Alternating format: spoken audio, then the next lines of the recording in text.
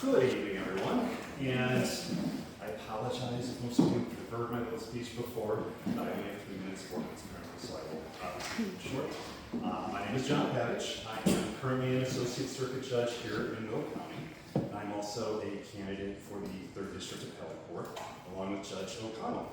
And Judge O'Connell and I see each other almost on a daily basis, and we're actually getting to be pretty friendly. So, unfortunately, there is only 1 seat open this cycle. I wish there were 2, but there's not. So, unfortunately, that's the state of affairs this time around. There were several last cycle, but I do enjoy chatting with Judge O'Connell and seeing her at these events. So, a little bit about my background. I am going to my 7th year of being on the bench. For the first 5.5 years or so, I was in the guardianship call and the juvenile abuse neglect call. I'm now sitting in a criminal misdemeanor courtroom.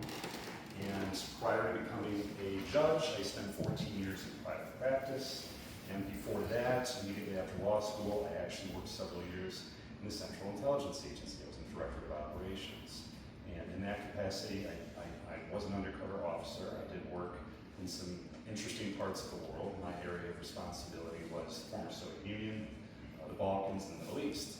And when people ask me why I'm running, I tell them it's because of that background. It's because of my experience working in those areas, both as with the CIA, but also as a litigator. And in those parts of the world, as I think most of us understand, there are very weak systems of the rule of law, if the rule of law exists at all. And you see in those places things like opposition leaders being targeted, lawyers, law firms, judges being threatened, universities being threatened with the withholding of funds because they teach uncomfortable truths. And of course, worst possibility of all, you see people being dragged off the streets, thrown in the back of vans by people wearing masks, often imprisoned, if not worse, without ever having been given any due process rights whatsoever. And so these are things now, sadly, tragically, that we are seeing here in this country. And what that means is the rule of law is under attack. And the one area that I think we've seen as a society where we can push back on a sustained threat is in the court system.